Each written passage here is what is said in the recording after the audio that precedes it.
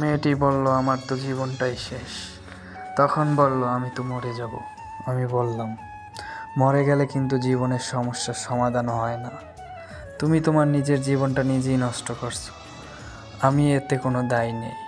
আমি তোমাকে নেয়ার জন্য অনেক চেষ্টা করছি, কিন্তু তুমি রাজি হইয়াও হইলে না। আমাকে তুমি ঠকালে। বলে কি, তোমার কারণে আমার সংসার নষ্ট।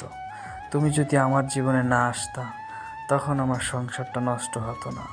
এখন মেয়েটি আমার দোষ দিয়ে দিল। মেয়েটিকে আমি বললাম, আমি তোর জীবন কিভাবে নষ্ট করলাম? মেয়েটি বলল, হ্যাঁ, আমার জীবনে নষ্ট করার দায়ী তুমি।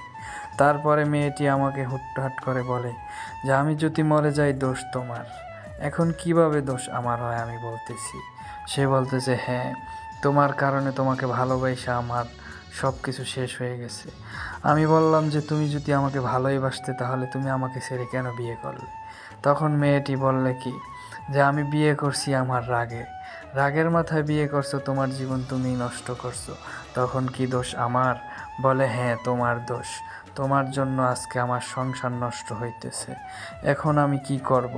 আমি মেয়েটিকে মুচকি হেসে দিয়ে বললাম, আমি বা তোমাকে কি করব? তাহলে তুমি কি চাও? মেয়েটি বলল, আমি মরে যেতে চাই। আমি বললাম, আমি মরার পথে, এখন তুমিও মরে যেতে চাও? কী কারণে মরে যেতে চাও? মেয়েটি বলল, হ্যাঁ, আমি মরে যেয়ে সব সমস্যার সমাধান করতে চাই। আমি বললাম, মরে গিয়ে যদি সব সমস্যার সমাধান হয়, তাহলে তো মানুষ মরে গিয়েই সব কিছু সমাধান করত।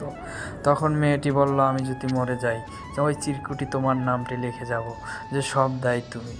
তখন আমি মিষ্টি হেসে দিয়ে বললাম, তুমি এটা কি বলো? এটা কোনো কথা? আমার কোনো তো দোষ ছিল না।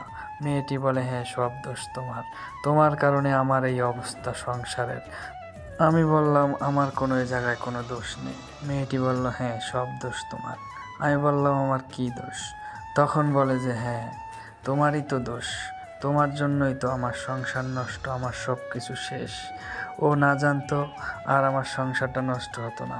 আমি মেয়েটিকে বললাম, তুমি কেন ওর কাছে শেয়ার করতে গেছো তোমার জীবনের গল্পগুলো?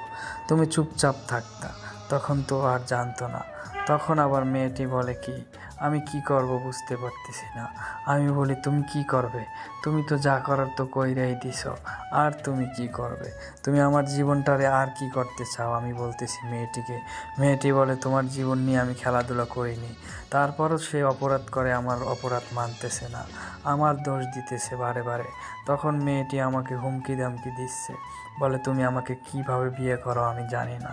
তারপর আমি মেয়েটিকে বললাম, তুই তোর জীবনটাকে নিজে নিজে নষ্ট করলি, তারপর আমার জীবনটাকে নিয়ে এখন তুই খেলাফেলা শুরু করলি। মেয়েটি বললে, হ্যাঁ, আমার জীবন যখন নষ্টের পথে, তখন তোমার জীবন নিয়ে আমি খেলাধুলা করব? আমার কি অপরাধ? আমি তো কোনো অপরাধ করিনি। আর মেয়েটি বলে যে, হ্যাঁ, তোমারই অপরাধ। তোমাকে আমি ভালোবেসেছি, কিন্তু তুমি আমাকে সাথে সাথে বিয়ে করতে পারো নাই। তার রাগের মাথায় আমি বিয়ে বসছি, তারপরে আমার সংসারের এই হাল। সেই দোষ আমাকে দিলে কি হবে? আমি মেয়েটিকে বললাম। মেয়েটি বলে, হ্যাঁ, সব দোষ তোমার। আমার কিভাবে কি দোষ হয়? মেয়েটি বলল, তুমি আমাকে তখন নিয়ে পালিয়ে যাওনি কেন? আমি তো তোমার উপরে জিদ খাটিয়েছি। আচ্ছা, তুমি আমার উপরে জিদ খাটিয়ে বিয়ে করে ফেলছো, এখন তুমি মরে যেতে চাও, এখন তোমার সংসার শেষ হয়ে যাইতেছে। মেয়েটি বলল, হ্যাঁ, তোমার কারণে। সব দোষই যদি আমার হয়, তাহলে আমি কি করব? হ্যাঁ, সব দোষ তোমার।